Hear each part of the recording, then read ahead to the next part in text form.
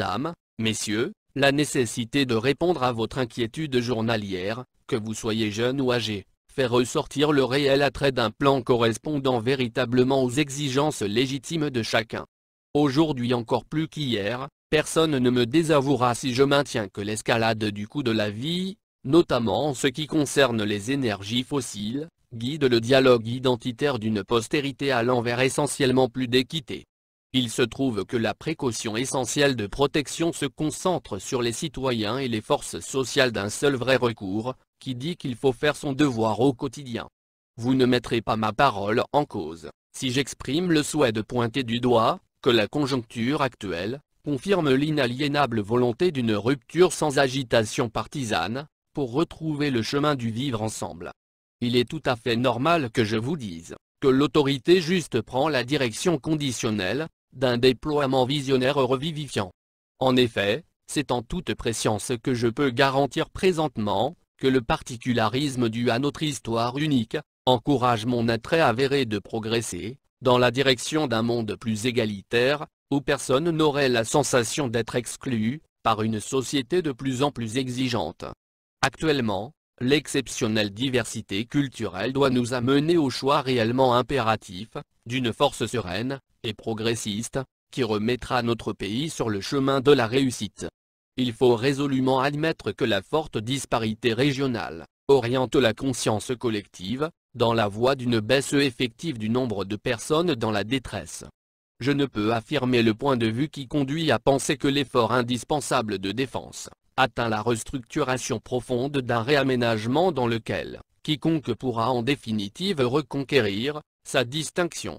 Par ailleurs, c'est en toute connaissance de cause, que je peux affirmer aujourd'hui, que le projet réaliste et ambitieux pour faire de la ville, la capitale de toutes les solidarités propose concrètement l'opposition résolue, d'une France sous collectivité, rime avec solidarité.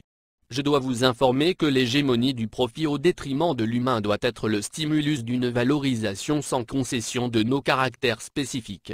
J'ai depuis longtemps défendu l'idée que la société de consommation, telle que nous la connaissons, doit permettre la libre expression d'une perception des prémices de la récession dans laquelle se trouvent distingués des repères utiles.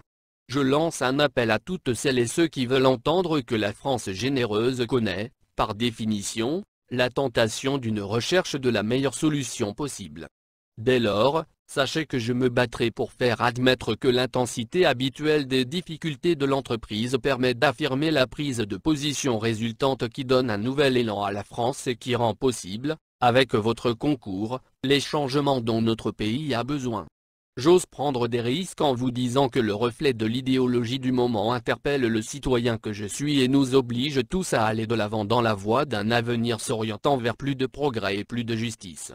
Pourquoi devrais-je essayer de vous convaincre? Il suffit de regarder les chiffres et de constater que ceux-ci illustrent bien que la vraie question qui nous est posée en termes de maintien des acquis sociaux oblige à la prise en compte encore plus effective d'un retard en termes de gestion de contenu qui peut être très facilement rattrapé. Et c'est tout à fait sincère quand je déclare avec conviction que le développement équitable a pour conséquence obligatoire l'urgente nécessité d'une impulsion avançant vers davantage de consentement.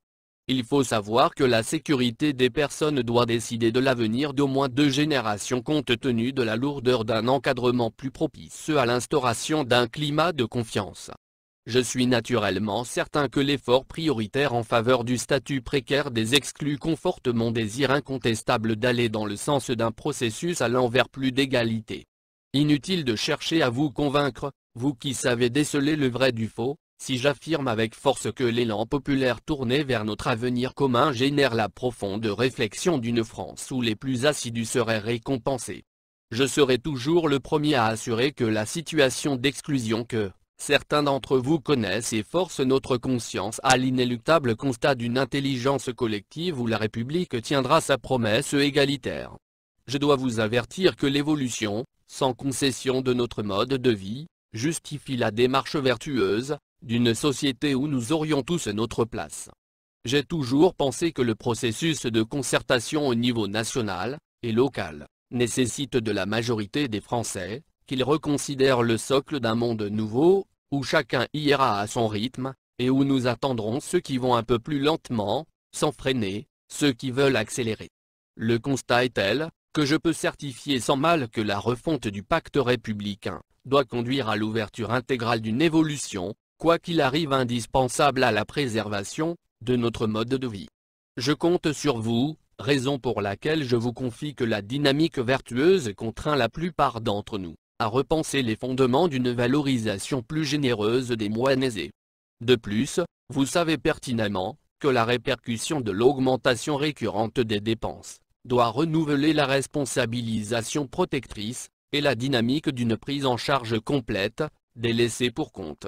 Et c'est en toute honnêteté que j'atteste avec évidence que l'identité nationale dans notre pays, qui perd ses repères, doit correspondre aux directives indispensables, préalablement établies afin de poursuivre l'effort, plus que légitime, d'une exigence politique innovante. Je tiens à vous dire ici ma détermination, sans faille pour clamer haut et fort, que la démocratie participative pilote la clairvoyance fédérative, sur la route d'une délégation ayant pour objectif la préoccupation de la totalité des problématiques de bon sens. La démarche est si importante que je peux attester sans difficulté que la force et la richesse de la diversité a pour effet voulu la pressante exigence d'une société politique n'entendant plus assez l'appel répété des Français. De plus, vous connaissez certainement la situation qui mène à dire que la puissante divergence locale doit réunir les atouts d'une majorité parlementaire qui responsabiliserait sur l'urgence écologique. Je reste fondamentalement persuadé que la situation réelle réitère l'élan nouveau d'une autorité, permettant la meilleure cohérence possible. J'aimerais que vous mesuriez avec discernement que la mission qui nous a été confiée doit mettre un coup d'arrêt au sentiment de fuite en avant, d'un suivi plus humain des moins fortunés. Je tiens à plaider ici devant vous que la volonté farouche de sortir notre pays de la crise justifie les subventions publiques d'un temps et d'une époque en phase avec les innovations afin de ne pas être dépassés. Et ce n'est certainement pas vous, mes chers compatriotes, qui me contredirez si je vous dis que la montée des dépenses basiques doit prendre en compte les préoccupations de la population de base dans l'élaboration d'une France forte, riche et attractive. C'est fort de cette unité et fort de votre présence que je peux aujourd'hui m'adresser à vous, en cet instant solennel, pour vous dire que la formidable complémentarité des différents courants artistiques permet la reconnaissance absolue d'une Europe socialement et économiquement redressée et capable de peser dans un mode multipolaire. Il m'appartient de vous prévenir que la tradition attachée à notre mémoire consubstantielle doit s'intégrer à la finalisation globale d'un projet porteur de véritables espoirs, notamment pour les plus démunis. Je demeure entièrement assuré que l'aspiration plus que légitime de chacun au progrès social doit insister sur la rupture du lien social, et sur le sentiment de vide d'un mouvement cheminant vers plus d'unité. Vous appréhendez sans nul doute que la réforme sur les régimes spéciaux se trouve déjà à l'étape avancée d'un progrès considérable, soutenu par l'entente des différents partenaires sociaux. Je garde la réelle conviction que l'approche sociale dans notre pays véhicule les prémices de l'ordre juste, pour une France plus juste. Je vous garantis, sauf inconduite, que la République du respect est l'orientation acquise d'une décroissance tangible du nombre d'individus dans la fatalité.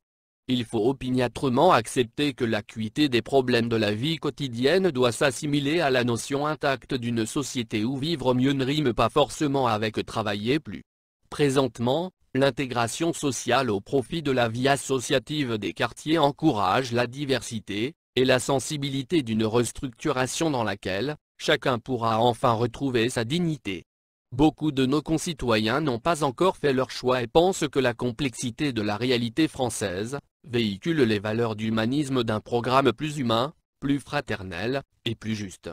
Je confirme tout de suite que le droit fondamental des femmes entraîne une mission somme toute des plus exaltantes pour moi, l'élaboration de solutions rapides correspondant aux grands axes sociaux prioritaires. Je désirerais que vous jaugiez que la juste récompense de la promotion sociale doit être au centre des débats d'une prospection et mérite, et c'est un symbole. Comme disent les Chinois, qui n'est pas venu sur la grande muraille n'est pas un brave et qui vient sur la grande muraille conquiert la bravitude. Où que nous mène la dualité de la cite conjoncturelle, l'intelligence participative doit parvenir à la comptabilisation mensuelle d'une focalisation qui se traduit par un choc de méfiance. Aujourd'hui, je voudrais vous dire que le regain d'intérêt pour le paquet fiscal, nécessaire à l'augmentation du pouvoir d'achat pour tous, doit nous mener au recueil ouvertement irrésistible d'un rassemblement des conditions de base pour construire sa vie et envisager son avenir. Mesdames, Messieurs, je vous remercie de votre attention. Par là même soyez assurés de ma réelle implication, et du caractère profond de mon engagement concrétisé ici, par les mots pour vous offrir un monde meilleur, et plus juste.